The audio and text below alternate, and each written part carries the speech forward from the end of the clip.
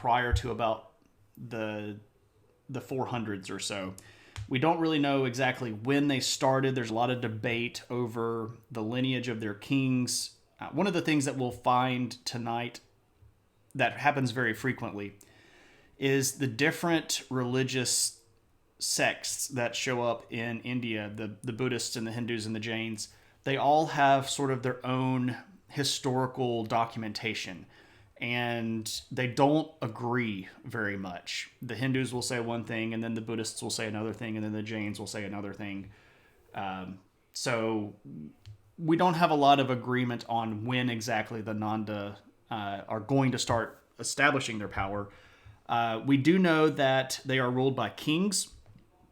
Some of the sources say that the kings were originally Hindu of low birth. There's a lot of stories about the founder of the Nanda dynasty being a barber before he became a king. And I'm wondering if this is like he became Sweeney Todd and then like was shaving the king before him and kind of the guy that was in charge and like, now I'm in charge. I don't think that's actually what happened. I gotta be hungry like the wolf. Oh, Duran Duran. Da, da, da, da, da, da. I'm on the hunt, I'm after you. I can't remember all the words. Something like something so fine, something like wine, and I'm hungry like the wolf. I can't remember all the lyrics. I was never too big of a Duran Duran fan. And I know that might make some people upset, and I apologize. I'm not dissing them. I just never really got completely on board with the Duran Duran bandwagon. So, apparently the Nanda were rather tolerant of all of the different religions of India. It seems as if they, regardless of their chosen religion of the leadership, it seemed as if they had a pretty open policy towards letting the other Indian religions practice their ways in peace, which is not always the case. A lot of these Janapadas in India were very closely attached to a particular religious sect, and when leaders from that group took over, they really tried to push their religion. Sing it, Zap Brannigan. I'm on the hunt. I'm after you. I do wear pants, though, so that's the difference between me and Zap Brannigan.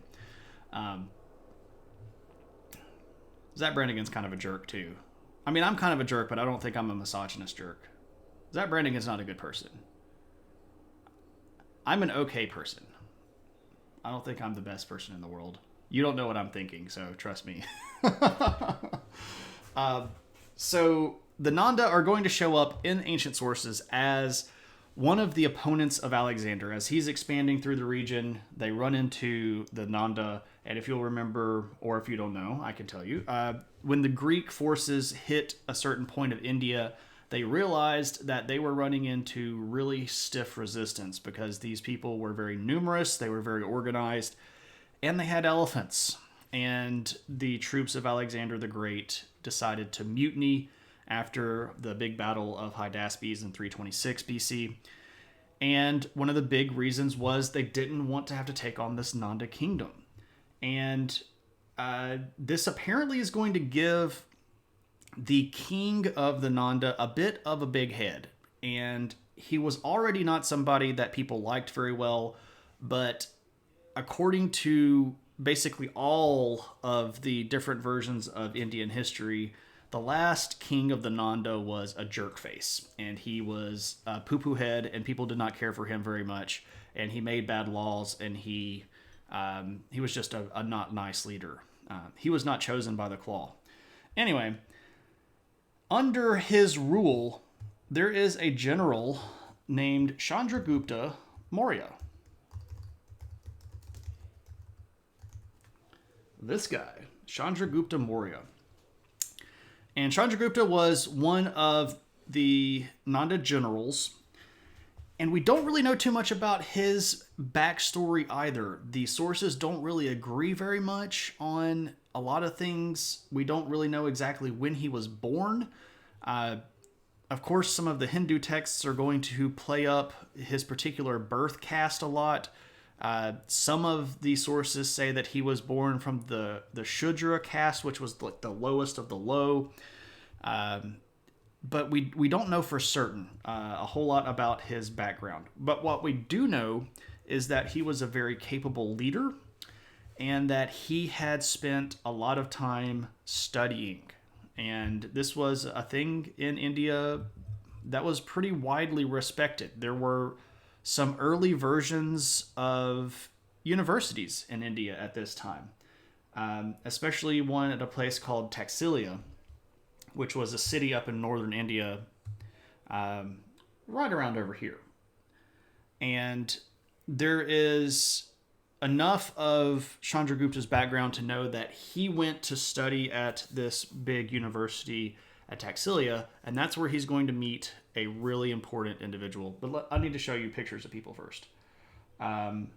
So first off, well, this is the Nanda. We just looked at that. This guy, yeah, and I know this is not necessarily the best photograph.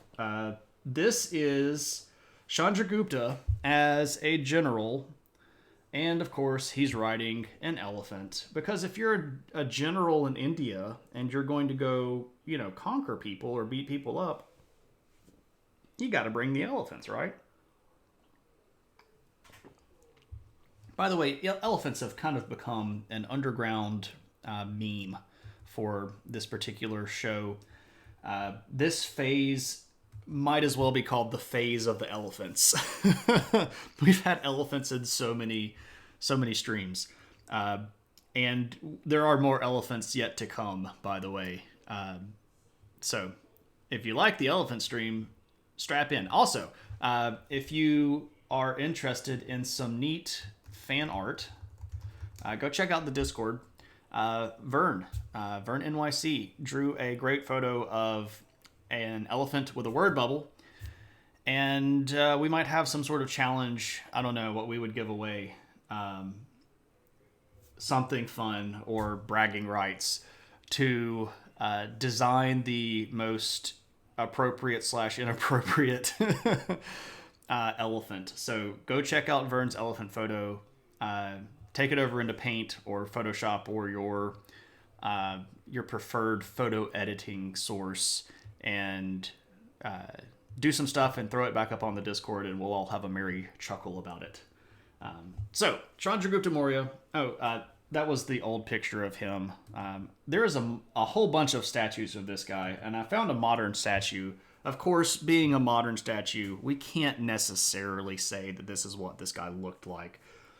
But there have been enough images in history made of this guy to more or less get a general idea. So this is a much more modern statue that's outside of a big building over in India.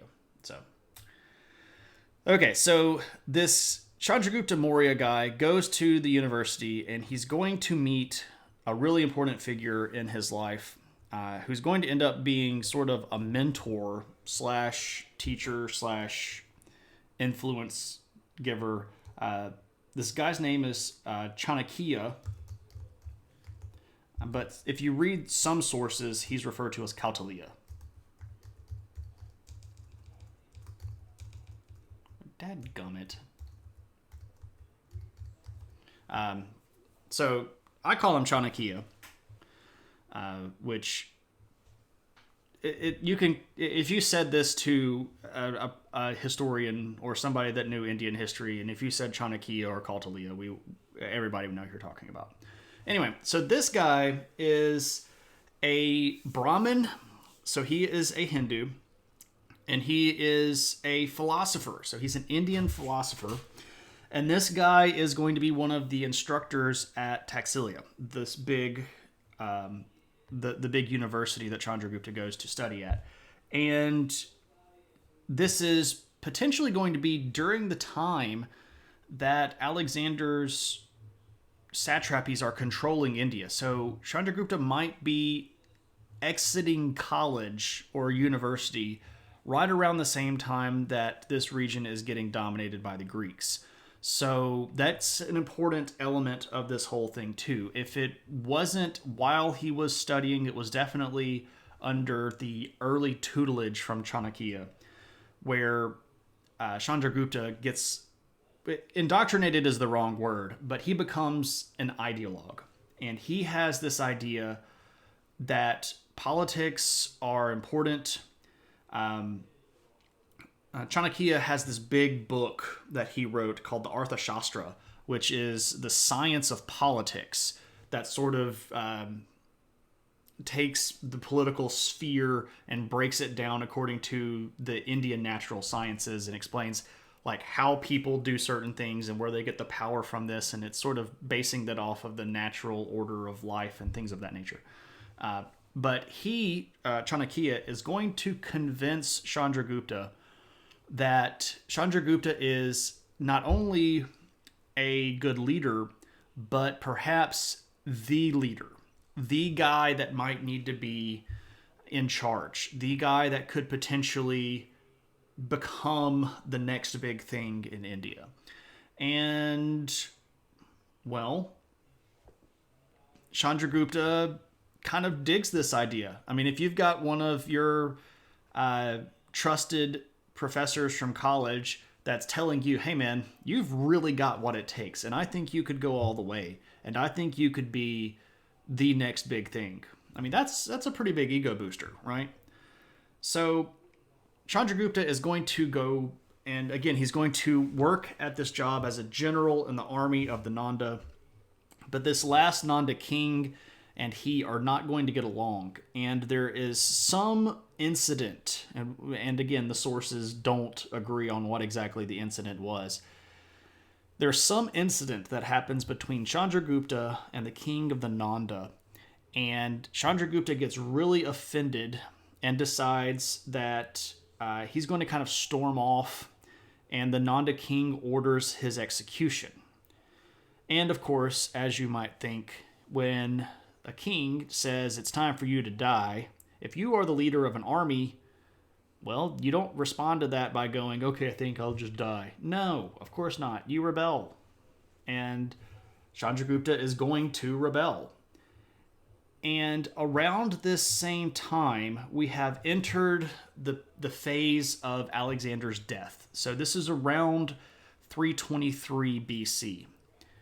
And when Alexander dies, all of his territory over in the east, the Central Asian stuff, the Southern Asian stuff, the Indian stuff, so all of this territory immediately just decides that they're going to do their own thing, right? Like, yeah, that guy's dead. We can go back to doing our thing now, right?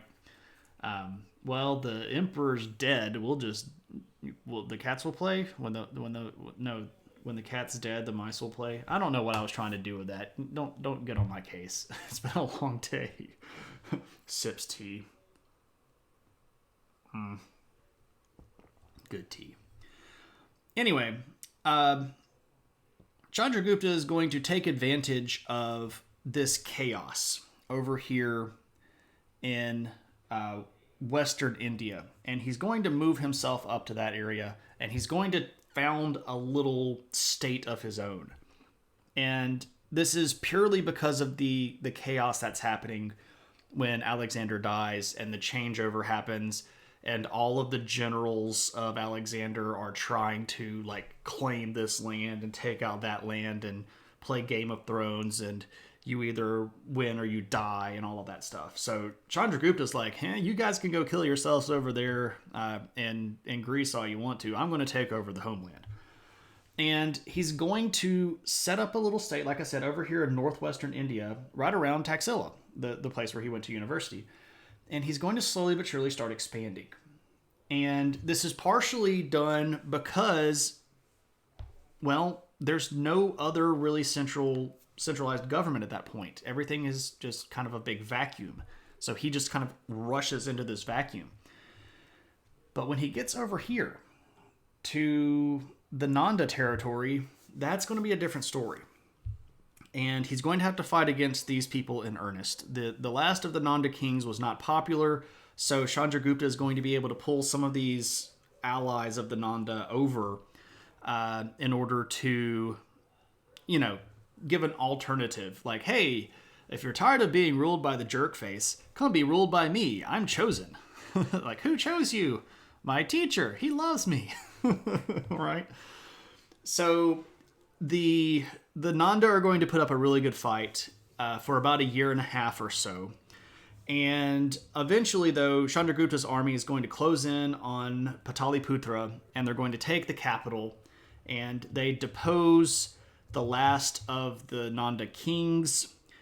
And for about another year, Chandragupta is going to basically unite all of the rest of these sort of disparate parts of the Nanda Empire. So he puts together a state that is effectively the northern part of India right here. And it's the largest kingdom that had been unified in India for a very, very, very long time.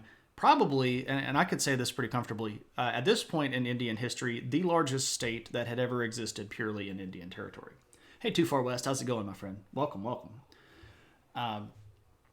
So it's time to do some stuff now. So in 332, we officially have a Mauryan Empire. Chandragupta has not, stopped with just the general thing. He decides that emperor is the way to go. He's now an emperor. So it's time to go fight. Who are we going to fight? Well, guess what? Those friggin' Greeks are still around because they're kind of coming back now. And there are these Greeks hanging around, especially over here in what we would call today Afghanistan. But there's still a lot of these Greek people around here. So round them up. And Chandragupta goes out and he poses himself as a liberator, right? He's not doing this because he wants the territory. Oh, no, surely not. He's doing this because he wants to liberate these people from the Greeks. And there's a lot of propaganda, name-calling, back and forth kind of talky talk here. And a lot of people are actually much more interested in joining up with a leadership that's more close and central and culturally similar to them than they are the Greeks. But not everybody. There were some people that were these leftover satraps that were stationed in big cities that really enjoyed working with Alexander's empire. A lot of these people had gained fabulous access to wealth, amazing trade routes that stretched all the way over into Europe. So not everybody sees Chandragupta as this liberator that he claims to be. And so he ends up killing a lot of them. If he catches you and you're a satrap that swore an allegiance to one of these Greek guys, you have a choice. Are you going to, give up the Greeks? Or are you going to, stick out and hold out and try to be strong and wait for reinforcements? Because if you're going to do that, he's just going to kill you. So, yeah, he makes a name for himself. And the general that takes most of this area over is a guy named Seleucus, most notably Seleucus I Nicator, who is a freaky looking guy. Not this dude. This guy, we've shown his picture now for about 3 streams in a row, with the eyes that look into your soul. Hi there, I'm Seleucus. I'm looking at you. What you doing in my territories? He looks kind of like Old Greg. I don't know if anybody knows who Old Greg is. I'm Old Greg.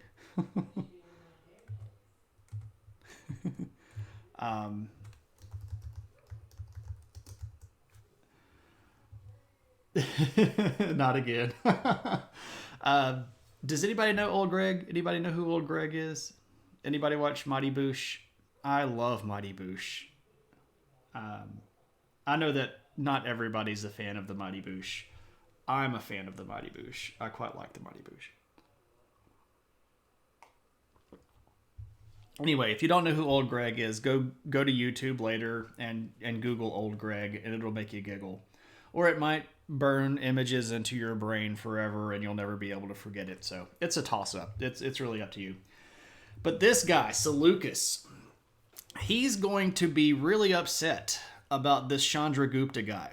And Seleucus claimed all of this eastern territory that used to be Alexander's. And when he finds out that there's one of these Indian kings that's getting all crazy and claiming land and liberating people and killing Greek satraps, Seleucus is like, load them up, boys. We're going to go fight some Indians. Here's the crazy thing about it, though. He gets out there And Chandragupta kicks his butt. And it's not even kind of close. It's like Seleucus shows up with his army, and here comes Chandragupta with his army. And guess what Chandragupta has a lot of? A lot of. Anybody? If you're guessing war elephants, and Seleucus took that personally. He did. Yeah. Chandragupta's got thousands of elephants. Thousands. I love that. And Seleucus took that personally. So here's the thing. Seleucus like rolls up. You're gonna take my loot, and Chandragupta's like, "You mad, bro?" And Seleucus is like, "We're gonna fight." And Chandragupta's like, "Okay, if you really want to." It is not a pretty thing. The war goes horribly wrong for Seleucus, and at the end of the day, elephants. Why is it always elephants?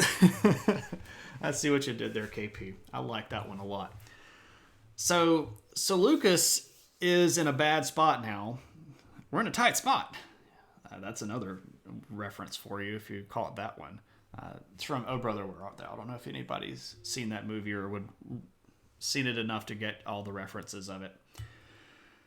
Seleucus is stuck because he's come over to this area. He was acting like, he's going to be all big and bad and rough and tough and roll everybody over and do whatever he wanted to. But guess what? He's not.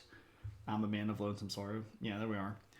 So what's he going to do? Well, he's going to do what the king would do, and he's going to offer Chandragupta terms of peace. We thought you was a toad. Yeah. Seleucus, being the beneficent and regal and merciful king that he is, says, "Oh, Chandragupta, you upstart scamp. Why don't we call it a draw?" All right, we'll call it a draw. And Chandragupta's like, "Yeah, sure, that's no problem. I know who won." If you want your ears to bleed, hear the version of "Oh Brother, Where Art Thou" where George Clooney's vocals are not dubbed over. Ooh, I have not heard that, and I'm not necessarily interested in my ears bleeding. Why does everybody go into India and get surprised around into elephants, right? I mean, where are they coming from? Like, we're going to go beat these guys up. Oh, crap, they have elephants. No, really? Really? It's like invading Russia and not expecting it to get cold. That's the ancient version of invading Russia. Like, nobody should invade Russia. Why? Because it gets cold over there. Nobody should invade India. Why? Because elephants. Duh. So Seleucus makes peace with Chandragupta, and Chandragupta is going to get the upside of this because he's going to get to keep the land, and he's going to marry Seleucus's daughter. And, that's not something you do from a position of strength, right?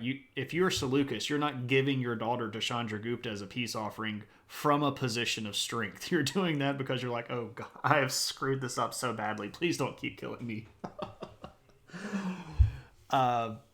So yeah, Seleucus marries his daughter to Chandragupta, and the only thing that Seleucus gets out of it is 500 war elephants.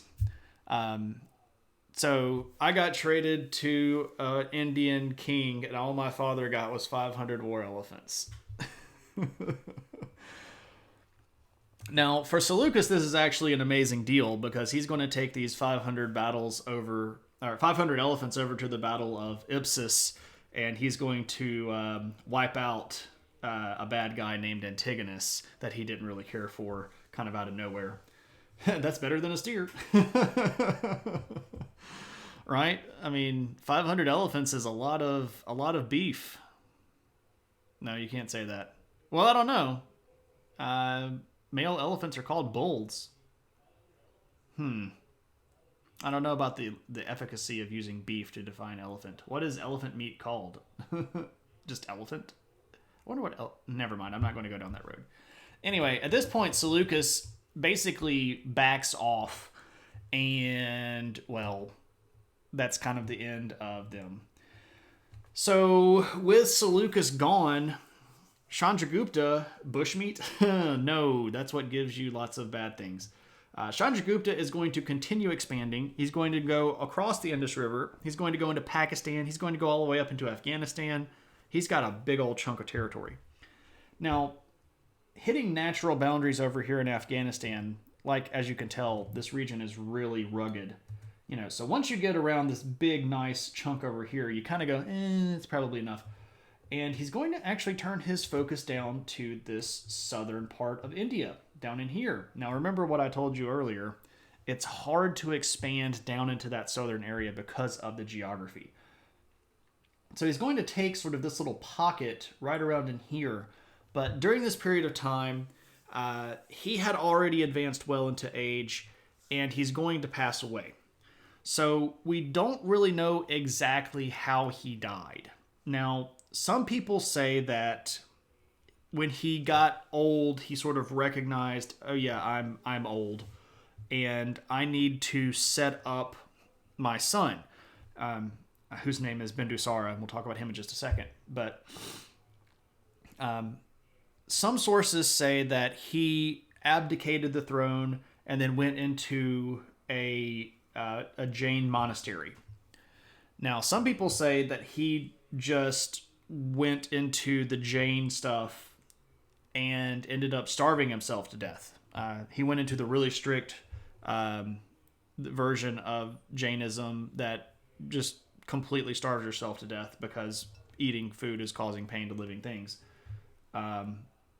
And either way, by about 298, he is dead. And he had put together, again, the biggest state in Indian history. Big old chunk of territory that looks like this. Boom. So again, over here into Afghanistan, over into Pakistan. Here's Taxila, the city where he was studying. There's a little territory down here in the south that he conquered. Pataliputra again, his capital. Some say he went into a Jain monastery. Others that he started himself. All we know is he's now called the Stig. Looks like an elephant's head. It kind of does look like an elephant's head. I've never thought about that.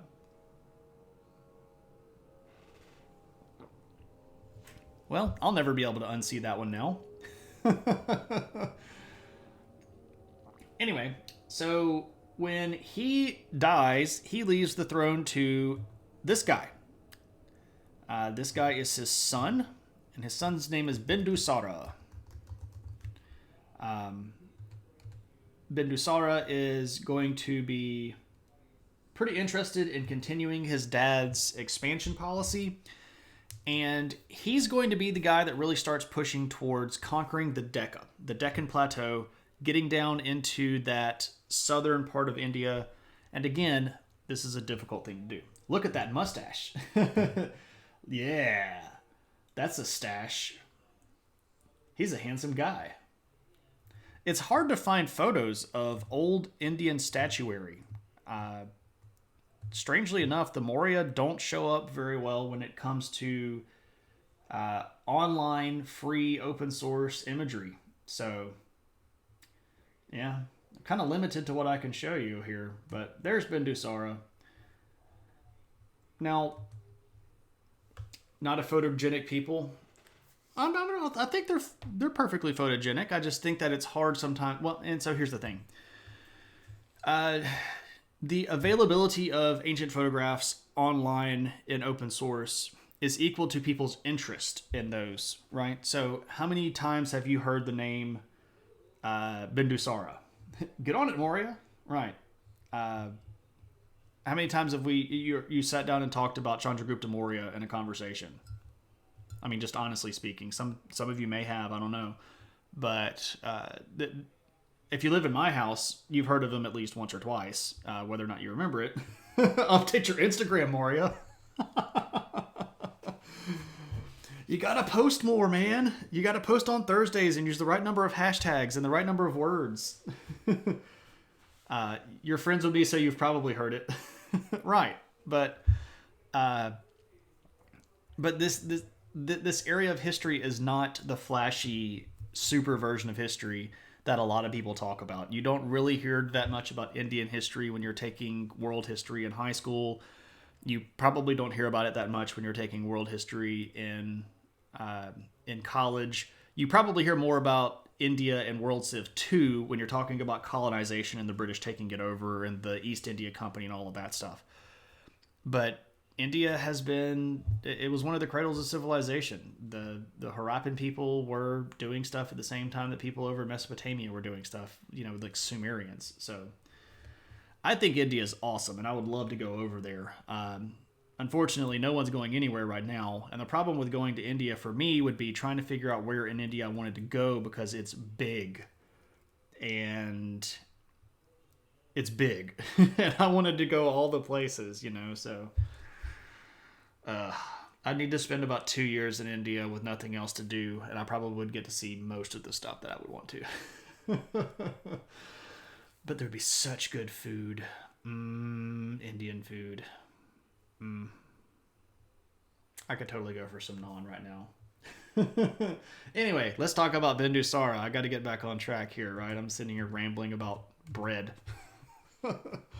So, when Bindusara is conquering down into the Decca, there are lots of different theories and sources about how he did this stuff.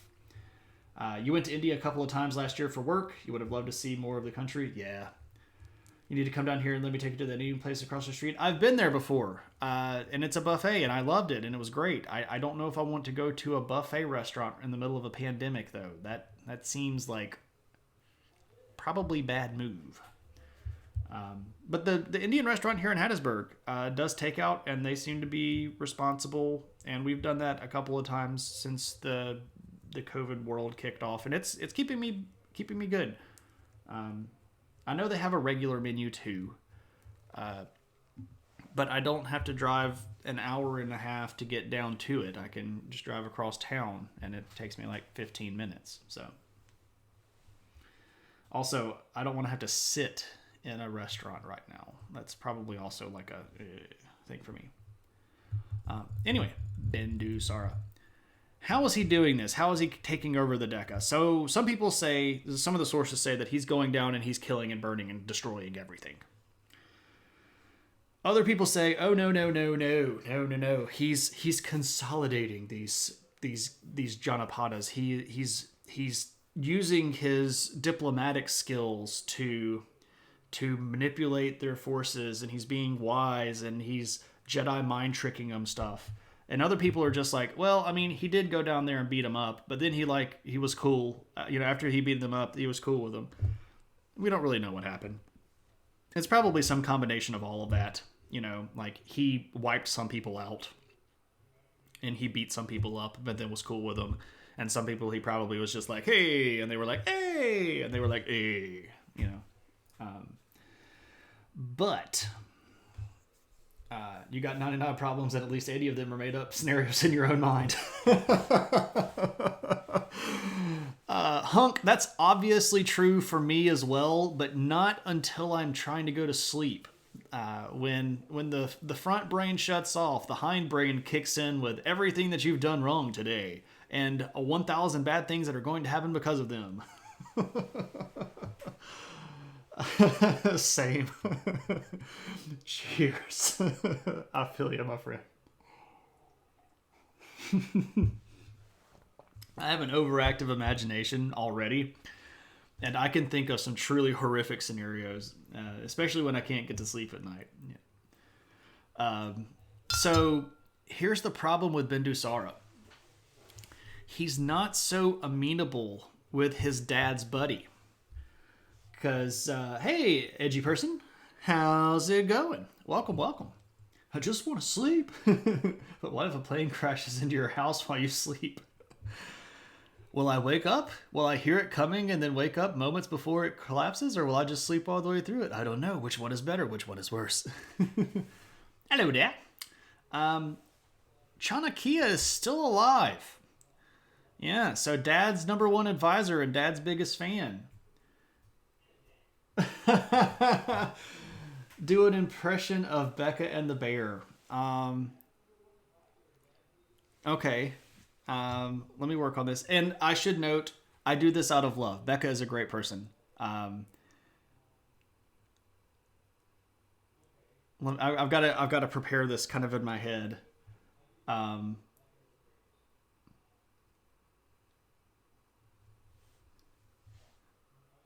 Okay, so I'm going to pretend like you just came into the room, and I go, "Oh, Edgy, hello."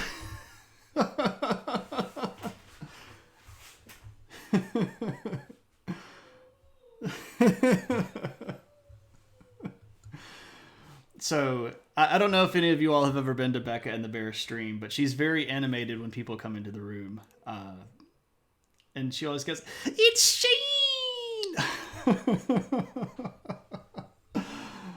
If you're not following Becca and the Bear, you need to go follow Becca and the Bear. She's great. It is adorable. It is absolutely adorable. So Chanakya is still alive. Bindusara and Chanakya do not get along. Bindusara wants to be his own guy. Look, he's got that mustache. He wants to flex the mustache power. And Chanakya is like, you need to rule like I tell you to, because I'm old school. And like he's literally old school. That was not a pun or a joke.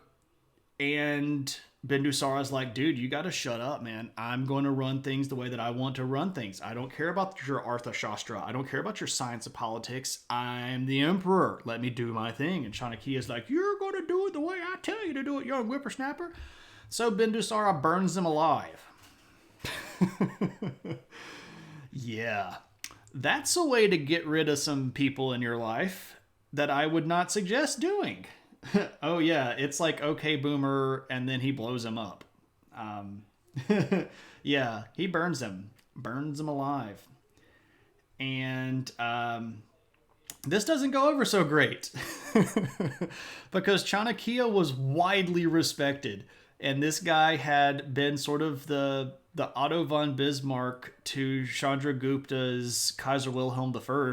And here comes Bindusara, like Kaiser Wilhelm II, like, I don't want your advisors and your ability to put together large multicultural empires. Go away! So, yeah, this is a bad move. Because Taxila, that big university city up in the north, where all of those people were that were really good buddies with Chanakya, they revolt. And so now Bindusara's got to go up and put down rebellions, and this is going to distract from his conquest of the southern parts of India. And, you know, he didn't have to do that. He could have just told the old guy to go into retirement. When you burn somebody, that's a pretty big signal. I mean, you're not going to be able to say, I accidentally killed him. Like, dude, you burned him alive. You watched it happen. It's not like, oh, he tripped and fell into gas and then I dropped my cigarette. That doesn't really happen that way, right?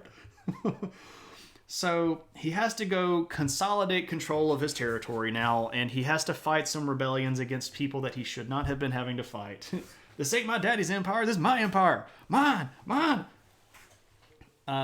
But he's going to be big, and he's going to have a lot of power. And this guy's going to be very impressive, and he's going to have foreign contacts with both the Ptolemies and the Seleucids.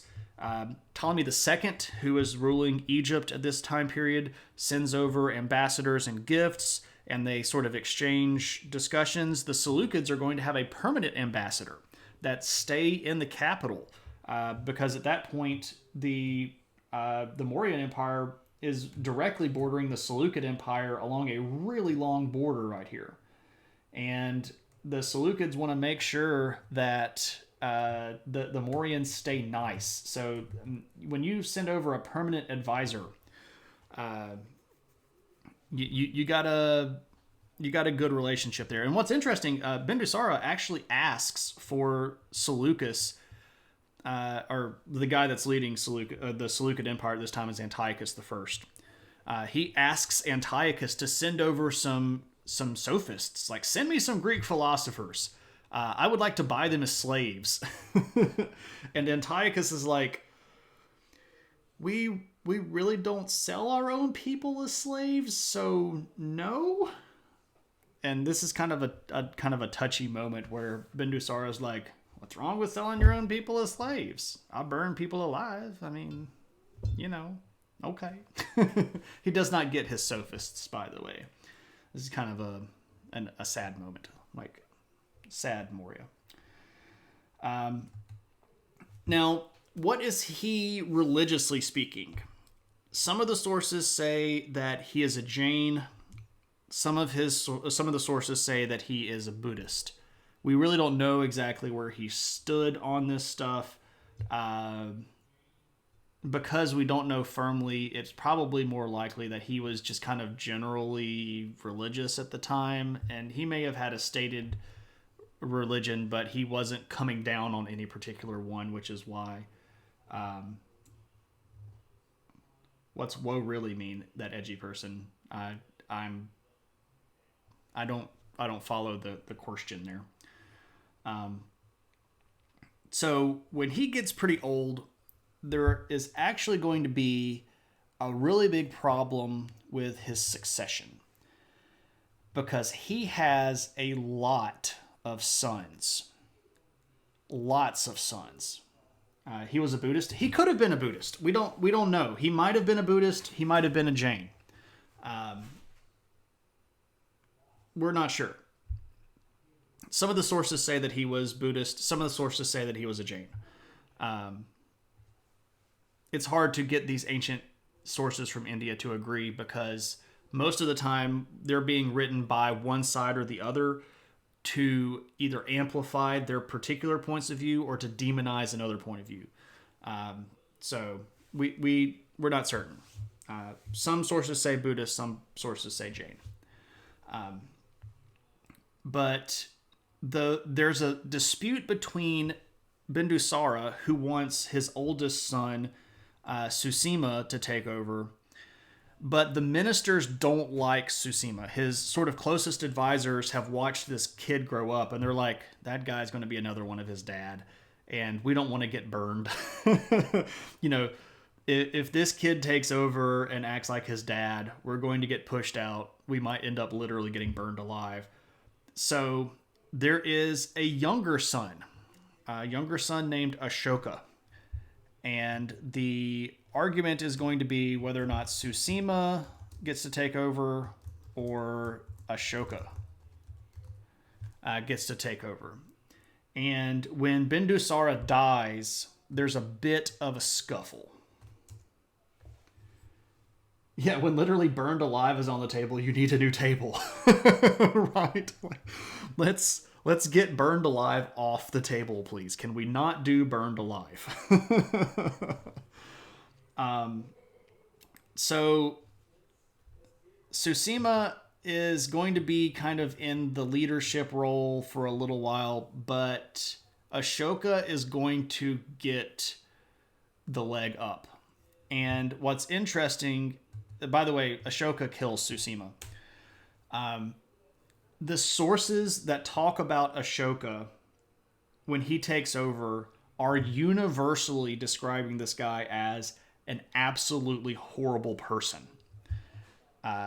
When he takes over, according to all of the sources, he decides that he's going to kill basically his entire family, because he doesn't want them being able to claim the throne from him, which is where I got 99 problems, but a throne ain't one comes from, because according to the sources, he killed 99 of his own brothers. Yeah. I'm on the throne. I kill all you. Yeah. And that's not where it ends, because this guy is sort of a crazy tyrant. It turns out that when he starts, he had 99 brothers. Yeah, see, again, like, this is the thing. Bindusara had lots of kids. Now, here's the question, and let's be real here. Did Ashoka really have 99 brothers? We probably don't think that he had that many. But did he have enough brothers that 99 seemed like, yeah, probably. Like, if he had killed 3 brothers, you probably wouldn't jump to 99, right? If he had killed 10 brothers, you might jump to 20 or so. But what's the number where it's okay to round up to 99? Right? Like, how many brothers do you have to kill before 99 is a rough, accurate estimate? Like, yeah, 99 it seems legit.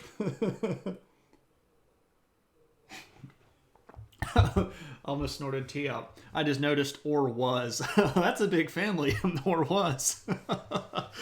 Yeah, all of his brothers. Hey, don't touch me! And then he killed him.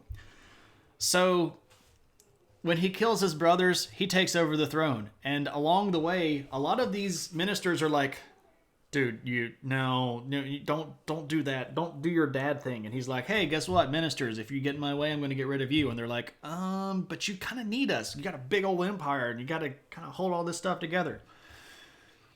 So he lines up 500 of his advisors, and he personally chops the head off of all of them. And the sources are pretty accurate that he did this himself. Like, he passed the sentence and he swung the sword. How long does it take to chop off 500 dudes' heads? I doubt that this is something you can accomplish in a day. I mean, I've never chopped a guy's head off, but I don't think that my arm would hold up past maybe... I don't even want to suggest how far my arm would hold up. His right arm must have been... Yeah, come to the gun show, right? 15 to 20 minutes if you're really efficient. Dang, Kyle. I mean, how fast are you swinging a sword? Never mind. I don't want to know what kind. And they're not using katanas either. They're using, Indian swords that are not quite made out of steel at that point. So I don't know. 20 minutes. Okay. So let's just do the math here. If it took 20 minutes, 500 people in 20 minutes, Kyle, you're the math person. How many seconds is that per head chop? Just line them all up and run down the line. This isn't a Kurosawa movie either. Cutting heads off is not easy. He clearly had the chops for it. Oh.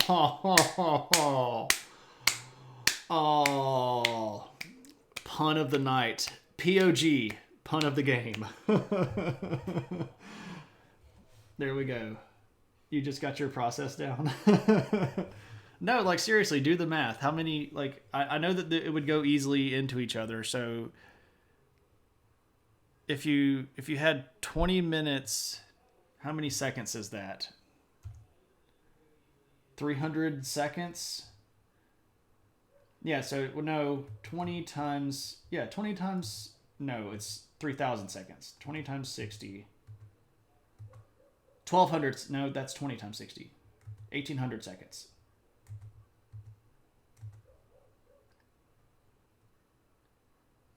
No, 20 minutes. It's 1,200 seconds. So 1,200 divided by 500 is 2.4 seconds. So you're chopping off a head every 2.4 seconds. That's crazy. I don't think you can do that. I don't think you can do that. I don't think you can keep that up for 20 minutes. That's unsustainable head chopping speed. Yeah, I can't do process of orders of I can't do math in my head. I don't do math very well anyway. Oh, punk.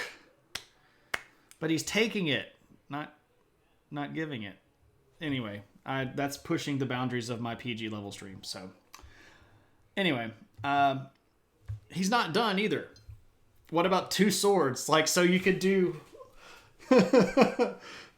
like if you're swinging with both, swords, you're doubling your amount of time. So you have 4.8 seconds. So you're going... Agent Jimmy, we're just hypothetically speaking here. None of this is actually meant to imply that we're going to chop heads.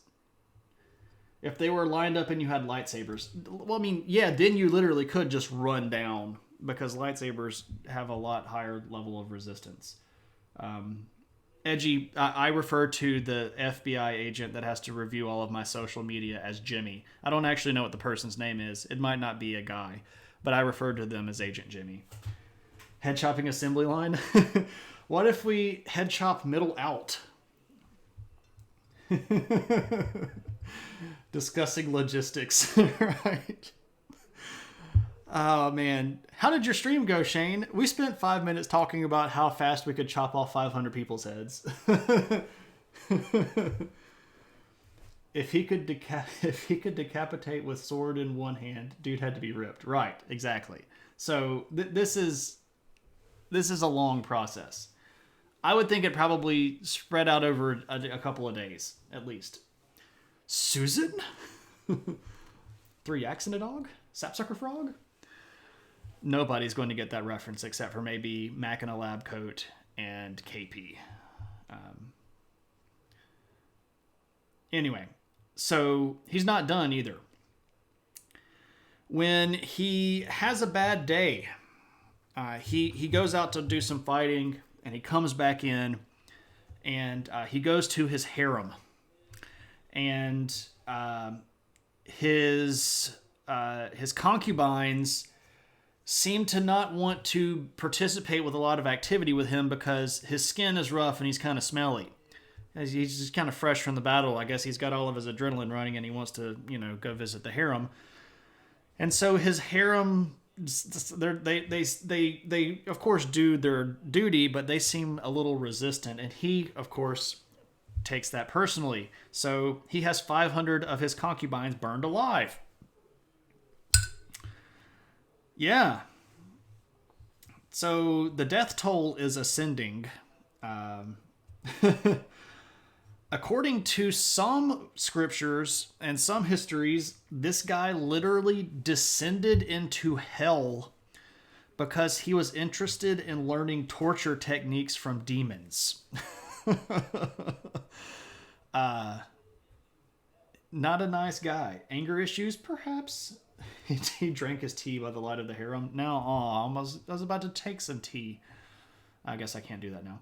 Anyway, he also built a prison for people that angered him, and it was referred to as Ashoka's Hell because it was full of horrible ways to torture people. Yeah, again, not such a great dude. Now, he's also going to be interested in expansion. And he's got one particular kingdom on the mind. I commend his commitment to the theme. Yeah, I mean, if you've got an idiom, you just got to roll with it, I guess. Anyway, so over here, right around this pocket, you can see sort of this geographic area that's a little bit different. There is a kingdom, one of these Janapadas, called the Kalinga.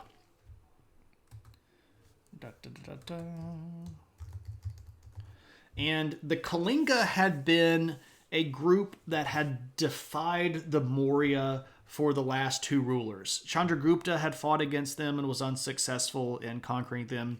Bindusara had fought against them and had failed in conquering them. But Ashoka, he's going to take it to these guys. And he sort of makes it his bucket list goal to conquer the Kalinga. And so there's going to be a period of time in the 260s BC where his Mauryan Empire starts what's called the Kalinga War. And this is overwhelmingly bloody, as you might expect from Ashoka, right? He goes in with the impetus of killing every basically military-aged man. He also decides that he wants to put in prison or sell into slavery every other Kalinga that he catches. So he sort of decides, I'm going to commit genocide one way or the other.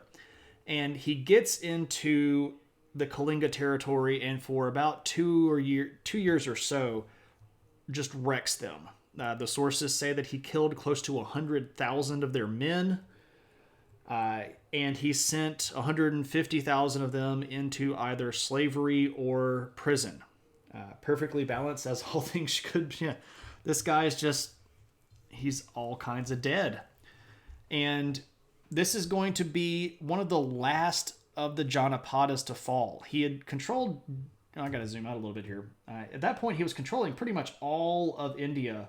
There's a little group of people down here that were called the Chola, who were ethnically Tamil, the Tamil. And they were pretty much the only independent group left in India, right down here at the south and the little island of Sri Lanka.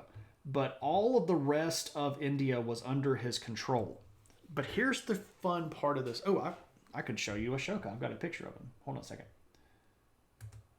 That's Bindusara with his great mustache. Here we go. This guy is Ashoka, and he's riding his war chariot, and he is surrounded by all of his people.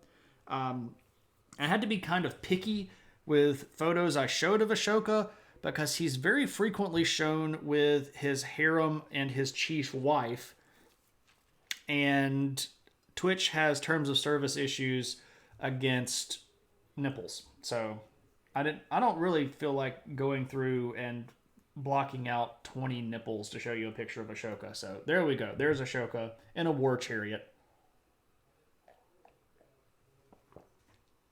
Yep. He looks like a genocidal maniac.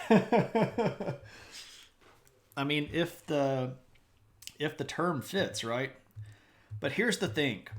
When he conquers the Kalinga, there's not really anybody left to conquer that he feels like he can conquer. So he decides that he's going to personally go tour the post-Kalinga devastation. And it wrecks him. He sees all of these dead people. He sees all of the pain that he's caused. He's seen all of this crazy destruction. And he goes, I am a horrible person. And he converts to Buddhism, apparently on the spot. And at that point, he becomes a pretty good guy. To the point that Ashoka is going to be one of the most important figures in all of Buddhist history. Really? Now it bothers him? Look at the bones! Yeah, this guy gets all sorts of in the Buddhist. And he is going to be completely converted according to the stories. And now we have to ask ourselves an important question. Now we have to ask ourselves if all of that horrible stuff that he did at the beginning was real, or if it was played up to make him look like he had this miraculous conversion event. There's the question. If Buddhism can turn this guy into a better person, what can Buddhism do for you? Right? It's pretty clear that a lot of the stuff about Ashoka at the beginning was hyperbole. Now, was he a good person? I don't know. I wasn't there. I didn't get to shake his hand or anything. He probably did a lot of the stuff that's credited to him. Did he do it in such a large number? We don't know. Did he conquer the Kalinga? Yeah, he did. Did he wipe out 100,000 of their people and put another 150,000 of them in prison or slavery? Maybe. Oh crap, I'm a monster. I better get my act together. Yeah, exactly. He probably was not as bad as it looked. Probably still not a good guy, though. But this Buddhism conversion is really big for him because he is going to be seen by many later Buddhists as the perfect example of what a Buddhist king should be.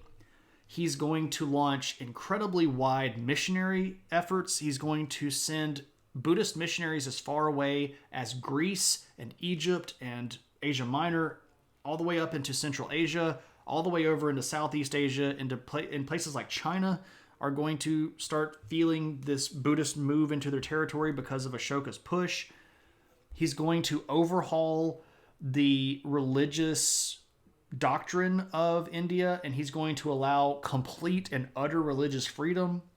He takes out all of the legal status against requiring people to do this stuff or that stuff. He's going to change a lot of the property rights, a lot of the ways that things are punished. And what's really interesting about some of his edicts, one thing about his edicts is that he loves to carve these big chunks of things into stone. Like he'll just go out and find this giant rock and have his people carve his edicts into these stones, and they're all numbered, like Edict 13, Edict 14, yada yada yada. But some of the laws that he creates in India can still be seen in pieces of Indian law today. So this stuff is, at this point, 2,400 years old almost, and the legal reforms of Ashoka are still kind of turning over dominoes in a line today. He is going to be an absolutely prolific builder. This guy is going to found temples and fund projects of public work. He's going to build, big palaces, but also stuff that helps his people out. He's going to help them build canals that are going to help them control flooding rivers. He's going to put a lot of money into establishing irrigation networks and roads and school buildings. This guy becomes apparently the most perfect ruler that India has ever seen. I've got a good map of his empire here, but I want to get to another thing in just a second. So here is his map. And as you can see, he has a big old chunk of territory. When he is ruling, Ashoka's kingdom is one of the largest kingdoms on Earth. It's bigger than just about all of them, except for it might actually be the largest on Earth. The Seleucid Empire might be larger than his, but if it is, it's just barely. At this point, China was not as big as this. The Han Dynasty had not taken over. They were they're still under the Shang Dynasty at this point. Nope, the Zhou. No. They're falling apart in a civil war right now. That's what's happening. Yeah, sorry, I'm getting myself all mixed up. You're polling poorly. Better get religion if you want to get that next election, right? Except he's the emperor and he can do whatever he wants to. So, but you can see here these rocks, these rock edicts, major rock edict, minor rock edict, pillars. He likes building pillars. And on top of the pillars, he likes to put his symbol. Like this thing. This is what's called the Sarnath capital. And this image of lions and, of course, elephants. Got to have the elephants, right? This is officially the symbol of India. The modern day country of India uses Ashoka's pillars as its official symbol. So the influence of Ashoka is still being felt in India today. This guy is immensely important. But here's the thing. Everybody gets old. Everybody dies, right? It's just what happens to you. And when it's time for Ashoka to die, what's really interesting is that he does not have many sons. And some of his sons are kind of disqualified. One of them was on mission work. Like he had actually sent his sons out on the Buddhist mission field, spreading Buddhism throughout the world. Another one was blind, which according to a lot of old customs inside of India prevented him from becoming a king.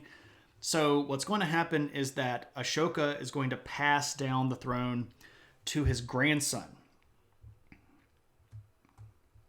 And I need to type that out. Nope. Whose name is Dasharatha. Dasharatha is going to take over in 232 BC, and he's immediately going to have problems. One of the biggest problems is that when Ashoka dies, the Kalinga are going to redeclare themselves independent. They're going to rebel against the Mauryan Empire, And Dasharatha doesn't really want to have to go do that whole thing again, right? The Kalinga War was brutal enough, and he's not going to go in and try to wipe all of them out. That's not really kind of in his nature. But that's going to make him look weak, right? If the big bads from season 2, I guess that Ashoka would be season 3. If the big bads from season 3 that are supposed to be dead show back up in season 4, it makes you question what the good guys were doing during season 3, right? Like, what, did they really get rid of the big bads, or what's going on now? Anyway, the Kalinga rebel, and this is going to put Dasharatha kind of on the back foot right off the bat. And this is going to cause some of his uncles, some of Ashoka's brothers.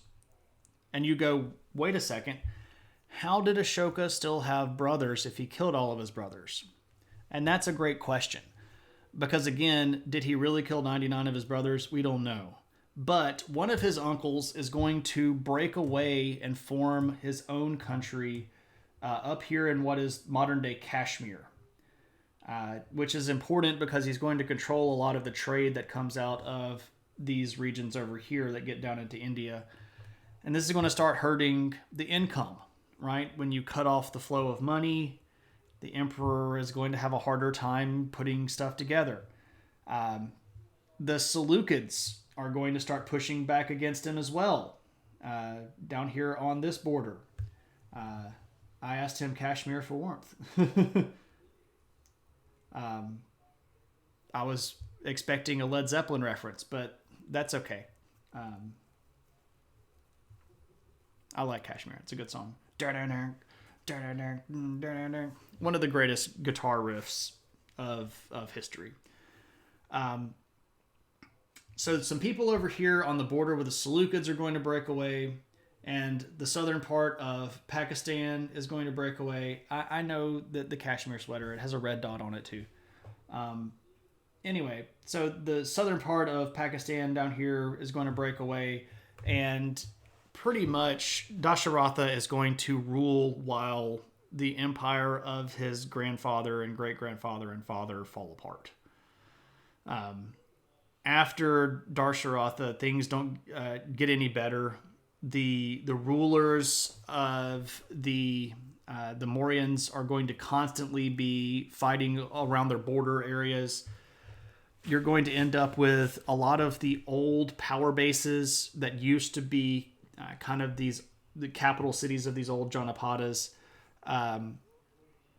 They're going to start regaining a little bit of their own independence, and there's going to be even larger threats, because right up here in this area, there's going to be a new player in the game.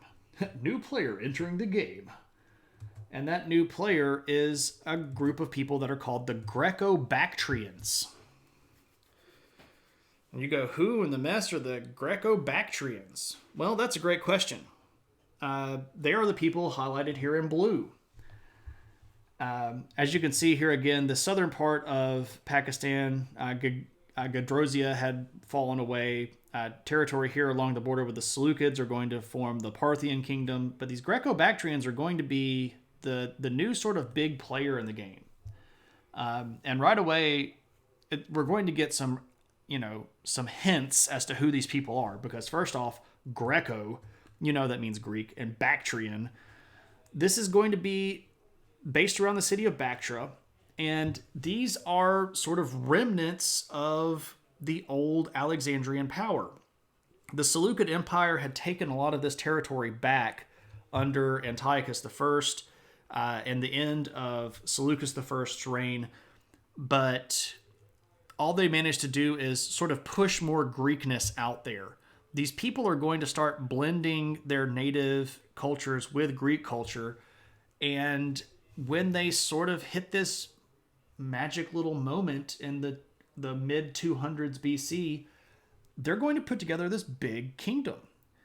And they're going to have a pretty big threat against the Mauryan Empire, because these guys are going to want to move down here. I'm pointing at the wrong map. They're going to want to move down here into the Indus River Valley. And this is going to put yet another roadblock between Mauryan Empire and the larger sort of system of trade that was moving during this region from over here in China to over here in Europe. So, yet more trouble for the Mauryans. Uh, they're going to hang on all the way until the 180 mark, but they're not really going to be any more than a small kind of regional power. The last time we see any of their rulers show up in a text outside of themselves is in 206 under Antiochus III or Antiochus the Great. And that's an important marker because, and let me try to explain exactly why that's an important deal. You're always, well, not always, you are usually going to have internal sources that talk about who your rulers are, what they're doing, what's going on. But if you aren't playing the international game, and if you don't show up on other people's radars, you are no longer kind of at a certain level. Once you slip off the international radar, you are back down to a regional power. This is like moving down to AAA baseball after you've been in the major leagues, right? So after 206, we don't see the rulers of the Maurya show up anymore, and about 20 years after that, the last of the Maurya are going to get deposed, and India goes back to being a scattered collection of smaller kingdoms. And it's going to stay that way for quite some time, for several more hundred years. And that is one of the most fascinating things about India to me, is that you can find these periods of time where India is really unified and incredibly powerful and very rich. And you can move 200 years in either direction and find nothing like that. You have these really big peaks of power and then they're gone, which just is not really normal. You know, how many times have we talked about, and this guy took this area over, but then later this guy took that area over and incorporated into their kingdom, and then took that into that kingdom and took it into that kingdom, and yada, yada, yada, yada, yada. How many times do we go, and then this thing fell apart, and for, you know, the next 700 years, nobody really controlled this area at all. It was just kind of like regional stuff. Right? The only other time that I can think of that we have brought something like that up was at the collapse of the Bronze Age. And that was a catastrophic systemic collapse that wiped out multiple international empires. But that's kind of what happens in India. Some of these areas just kind of fall back to their own local way of doing things. And that's not bad, and I'm not criticizing them for that. It's just really fascinating that when they're together, they are super powerful. But then 60 years later, they're just like, yeah, we'll go back to doing our thing. You guys have a good one. So that was the Maurya dynasty. And I hope you enjoyed this. I really like talking about these people. I think they're absolutely fascinating. I think that they have interesting stories and history.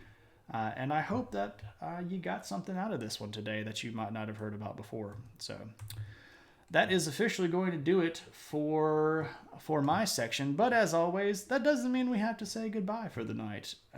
If you have adventure points that you would like to redeem, if you have questions that you would like to ask, I would love to answer those or do something silly or, you know, whatever would float your boat. In the meantime, I will take this opportunity of a slight kind of moment of downwardness to go see if there's anybody to go raid. But we don't have to yet. We can hang around and talk. If anybody has any questions, do an impression of Shane McInnes.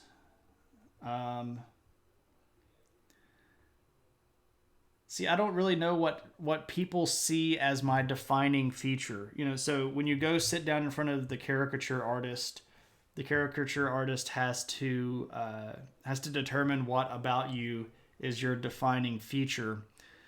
I don't know how other people see me through their own eyes and what defines me as, kind of that caricature of themselves.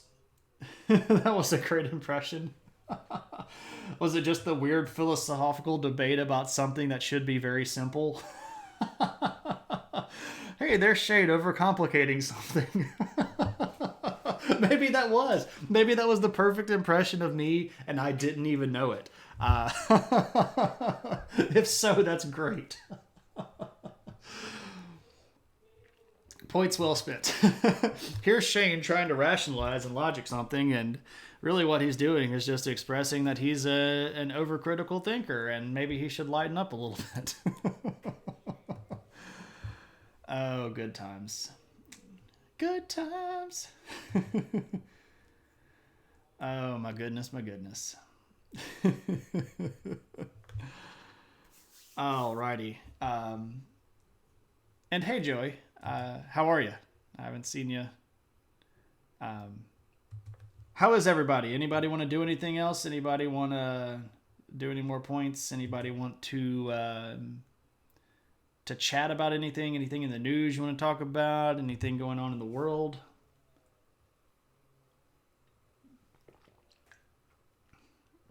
My tea has gone cold. You've been working, got in late after walking the dog. Yeah, I hear you.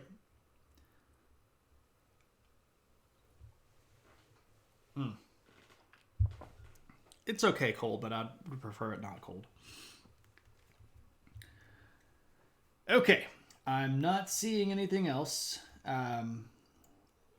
Nobody, and I'm not pressuring you. Do with your points what you wish to do, or not do with your points what you wish to do. I saw something in somebody's stream the other day. We were in. Where was I? Oh, I was in Day Dragon's stream, and Day Dragon has a point redemption. It's like 1,000 points, and the point redemption is just I'm wasting these points. So I thought that was great. Joey, do you have anything in particular in the news that you want to talk about, or you just want me to ramble about something of my own choice?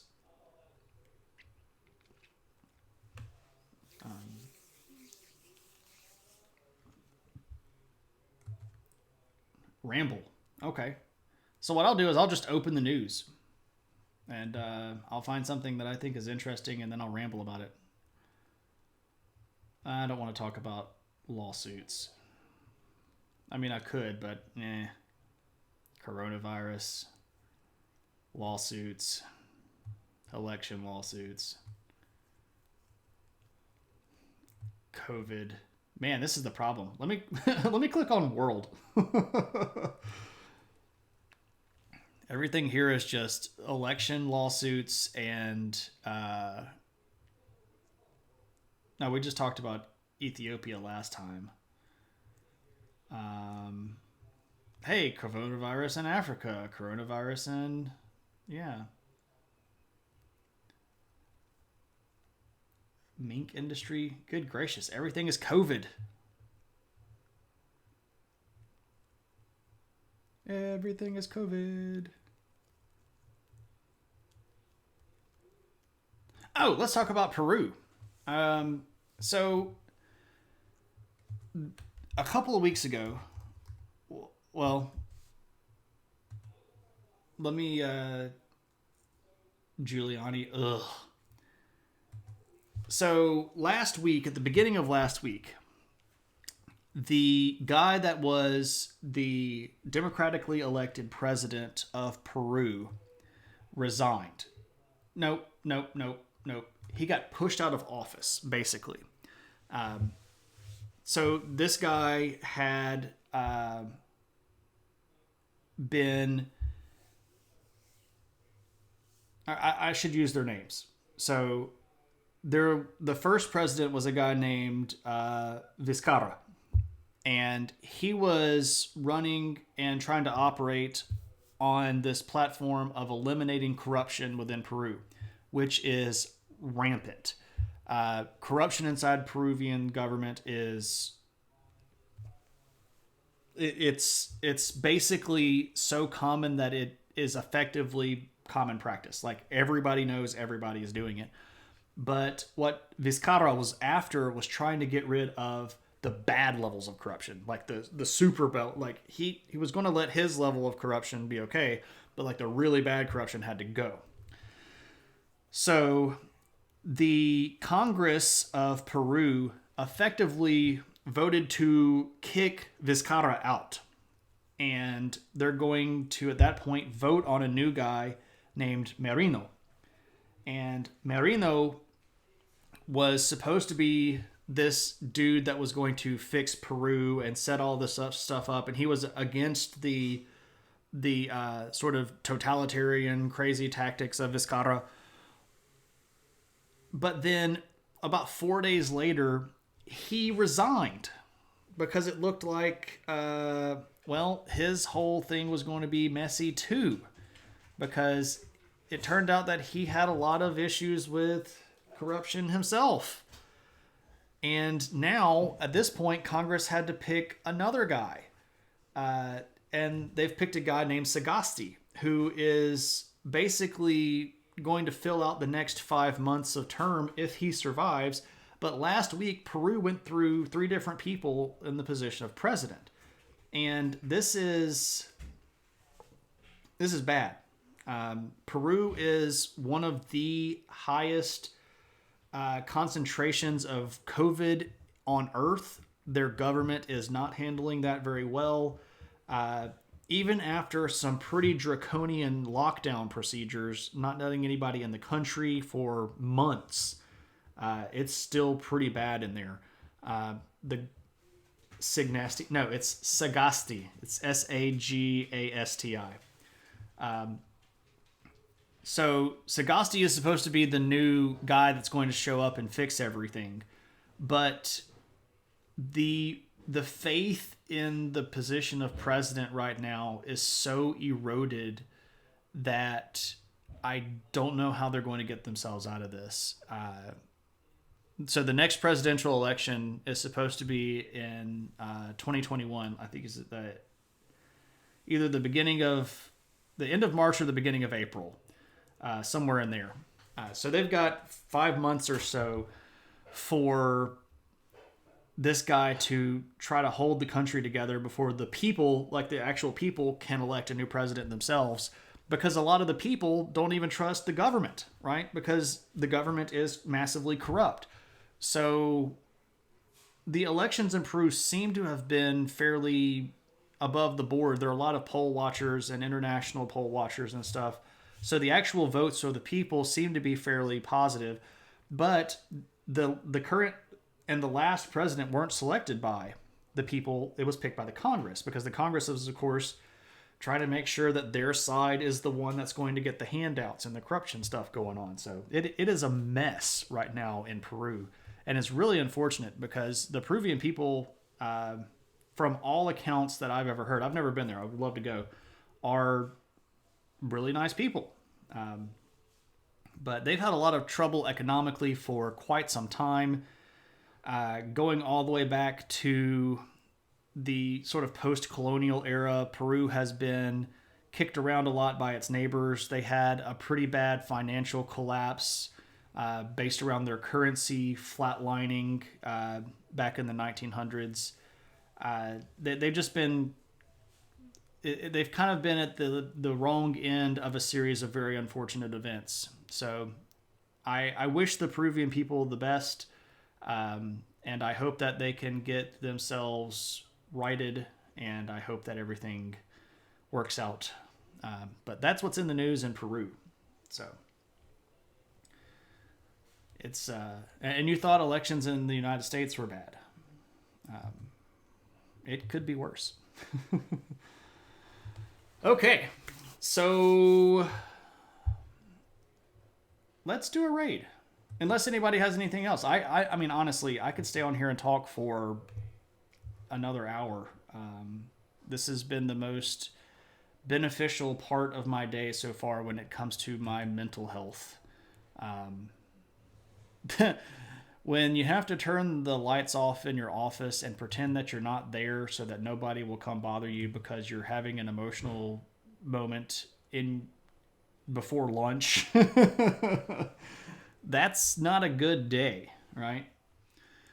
Um, Okie dokie. So, where are we going to go? Let's see who's around. What's in the news? Get a statue of Ganesha. Yeah, the remover of obstacles. um, Moose, do you have anything specific, or again, you just want me to kind of pick something and ramble about it? Because I can do either.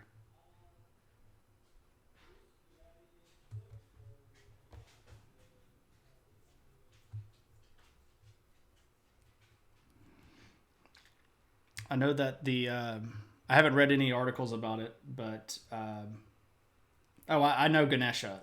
Ironically, or maybe not ironically, or maybe you remember me saying this, but if I were to move over to a firm Hindu belief and had to choose a deity, uh, I would totally be in the Ganapatiya sect of Hinduism, that which believes that Ganesha is the supreme being. Yeah. Um. Let me just scroll through the news again. Let's see. We've talked about France. We've talked about Azerbaijan.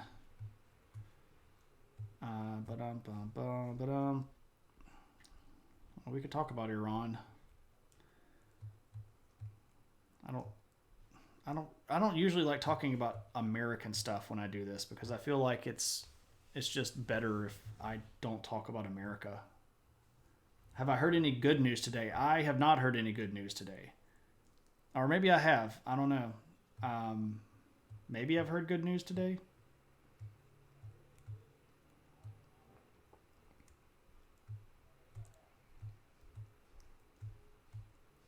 Now I'm trying to think about something to talk about in the news and something that was good news.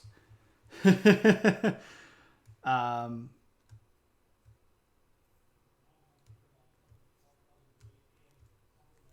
and tell me the good news. Let me see. Gosh, I feel like I had something else that I thought of that I might talk about in the news. Two viable vaccines. Yeah. The news from the Pfizer vaccine came back from their phase 3 trials. 4% of people developed side effects, and it showed 95% efficacy.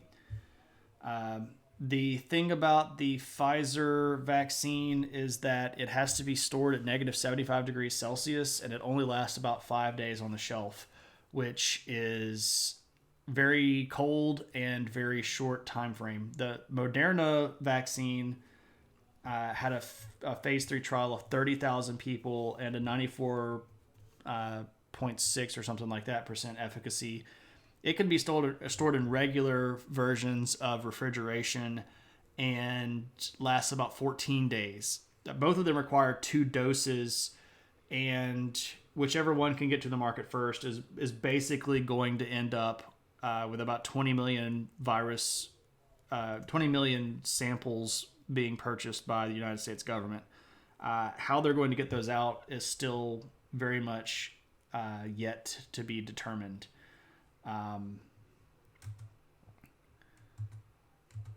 I know that I had something else in the news that I was going to talk about, and I'm forgetting it because it's that thing where you know something, but then when somebody asks you about it, you're like, I can't remember basic things anymore. I don't know speak. I don't know words. I love lamp. That kind of stuff. Um, Maybe. I know what I did. I sent myself an email. Hold on just a second. Let me go find it. I do that sometimes. Like I'll find something that I think is interesting and then I'll email myself. Now I got to go dig through my emails, which that's crazy times.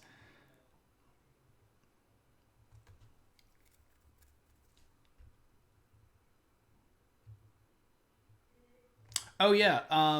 So Britain. Britain. Uh, there was a big hubbub.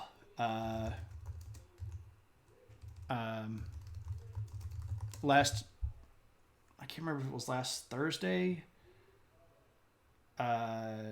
Anyway, so there's a guy with a lot of credit behind his name named Dominic Cummings, who was really big in Boris Johnson, who's the current prime minister.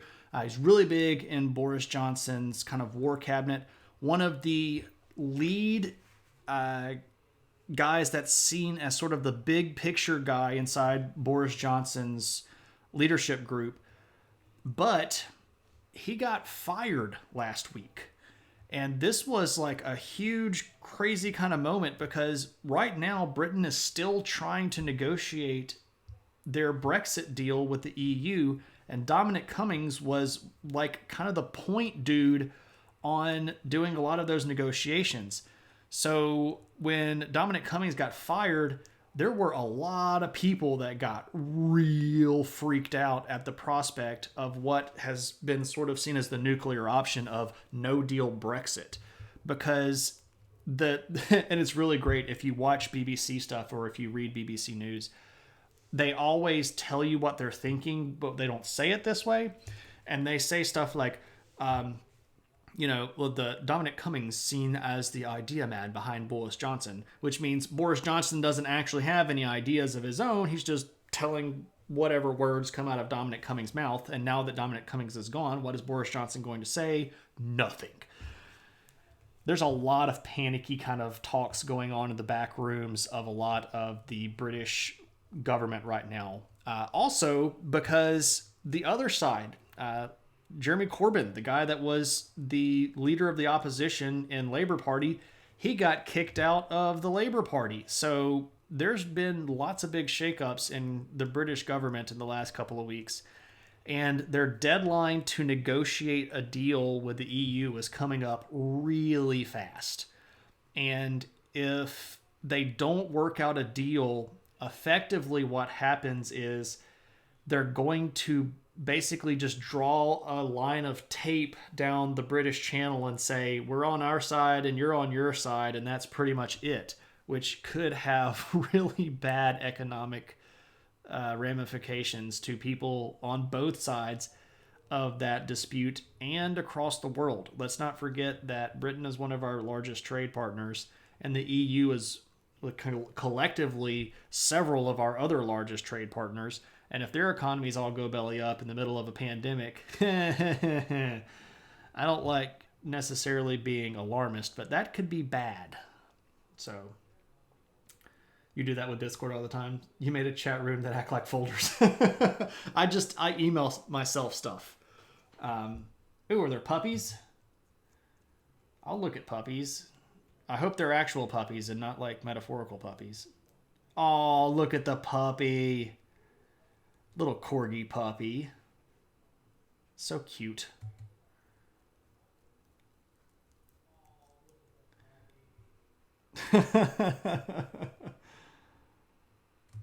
All of this because a lot of British people assumed there wasn't a chance Brexit would pass. Correct. And one of the reasons a lot of people didn't think it would pass is because it was such a far-fetched idea. But one of the reasons it did pass was because of the messaging of Dominic Cummings. This guy had kind of orchestrated a lot of these talking points and had sort of laid out the larger game plan of stuff. More stuff in the news. Now I'm going to have to stretch because that was that was what I had in my back pocket. Let me go see if I've emailed myself anything else lately.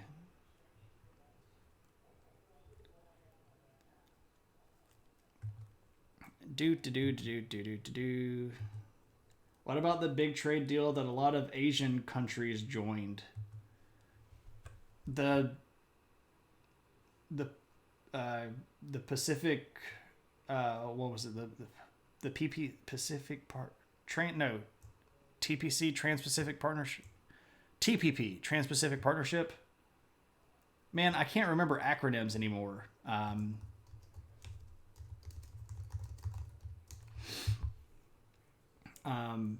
No, it's RCEP. Okay, yeah. It's RCEP. So the problem with this whole situation. Okay, well, so when the TPP, the Trans-Pacific Partnership, that's what I'm looking for. So the TPP was something that had been put together under the Obama administration. And as soon as President Trump took over, he basically nixed the entire Trans-Pacific Partnership. So the countries inside of Asia that were going to be in the Trans-Pacific Partnership, Shane can't remember acronyms, the SCRA. RCEP is Regional Comprehensive Economic Partnership. Anyway, this happened earlier in the week, and basically the signatories of it are the people that were going to participate in the Trans-Pacific Partnership with the Americas, but without America. And this is, well, for those countries, it's going to be probably okay. But here's the large semicolon, whatever you want to call it. China is very firmly in the driver's seat of this. Big countries like India did not sign into this agreement. So China and a lot of other smaller nations, both geographically speaking and economically speaking, are going to be in this big group with China. And, well, as you might expect, China wants to get his way. China's always going to want to get at the top of the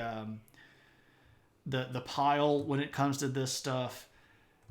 And I don't think that it is as... I don't think that this is like some sort of end of the world coup thing. I don't think that this is going to be utterly catastrophic, and this is going to be, all sorts of crazy bad for us, because America does have allies that are inside of this. Australia is involved with it. Japan is involved with it. South Korea is involved with it. So there are countries that are going to represent a more what we might consider democratic influence inside the RCEP. But when China is the biggest player and has the biggest market share, and other really big populated countries like the United States or India are not there to sort of push back against that, it's going to take other members of the trade agreement ganging up on China to get things done the right way. And what has been truly astonishing to me is the fact that China gets away with everything. And I know that I'm starting to sound like the guy that's talking about China all the time, but China has exerted crazy levels of power, and they do these weird little flex things. Like there's a football player, soccer player in England, who tweeted out that he stood in unity with the Uyghur population in northern China, because the Chinese government is literally indoctrinating these people, rounding these people up, killing them, trying to force them to give up their Muslim way of life. And this guy named Mehmet Ozil, who's a Muslim, plays for Arsenal, he tweeted out, "I stand with the Uyghurs." And at that point, China goes, "Okay, you're officially canceled." And what a lot of people don't get is like that the British Premier League and soccer in general, some of their biggest markets are in China.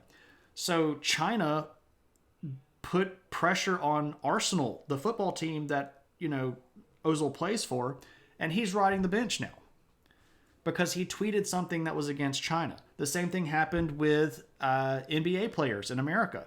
They tweeted out that they stood with supporters of Hong Kong independence. The NBA has gigantic partnerships with people in China. China flexed its muscle. Those people came down on the NBA players. And that level of market manipulation is truly astonishing. Like, how do you get away with that? They make movie studios censor movies just for saying stuff like recognizing that Taiwan is a country. Taiwan is a country. Everybody knows Taiwan is a country, but China claims it, so you can't say it. And we don't want to make China mad because they have this giant population and we want to distribute our movies there. So now we've got to go in and make a China cut.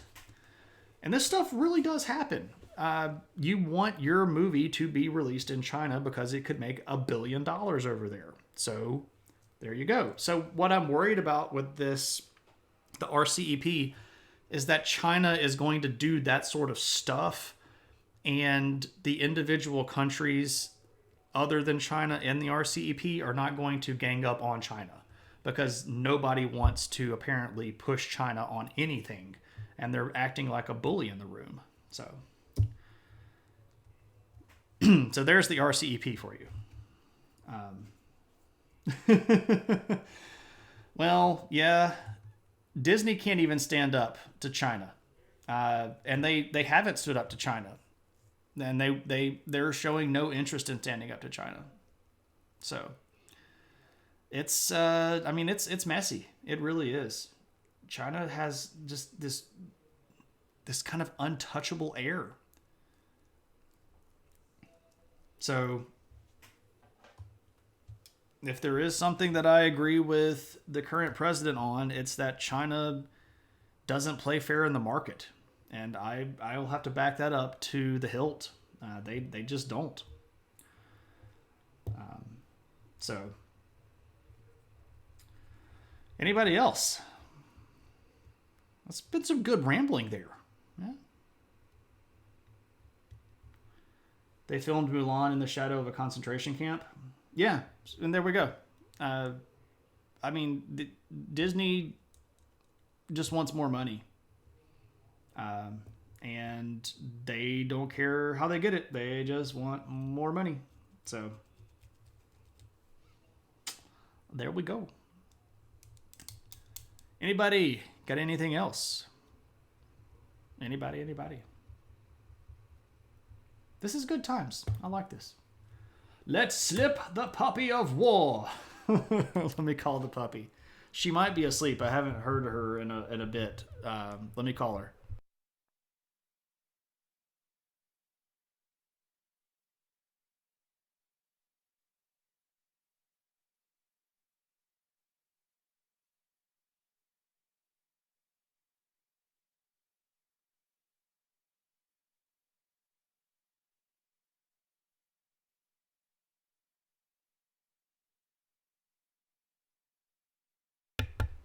She was pretty clearly asleep.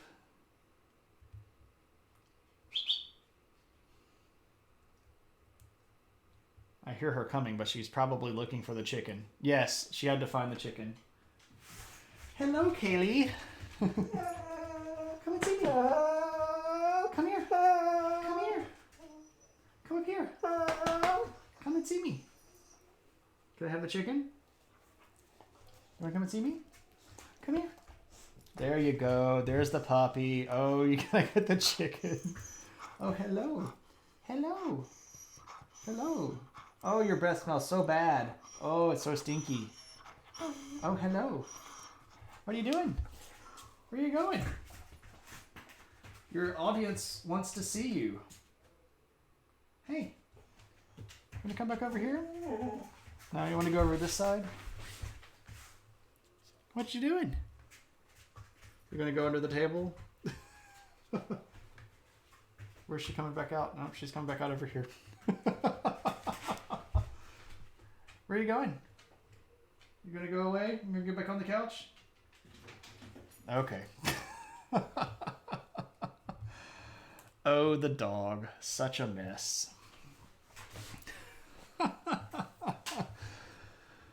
Oh, she only has a certain window of time where she can get back on the couch and get back to sleep, I guess. Anyway. So that is I think that's a fine place to end. Yeah, we'll end on the happy note with the puppy. So I think we're going to go raid Cryomera. We haven't raided her in a while. She's actually been off for about 2 weeks now. So I think we'll sneak over there and say hey to Cryo. As always, our battle cry is adventure. With as many exclamation points and adventure hats as you care to throw. Thank you all so very much for coming by. I really appreciate you all hanging out had a good stream tonight, and it was a rough day. I always appreciate seeing my friends with you all and spending time. Thank you all so much for all the comments, all of the interaction. I do always feel like the streams go better when we have this good back and forth, where it's not just me sort of like doing like this, where it's everybody getting involved. So thank you all very much. Next week is Thanksgiving week, and I am going to go ahead and take the week off. So the next time that I might potentially stream is something maybe like next Friday, but that's a bit of a question mark. I might end up taking the whole week off. We'll see when we get there. I might miss you all and have to come see you. But anyway, see you all. Thank you very much. Have a great night, and I'll see you next time.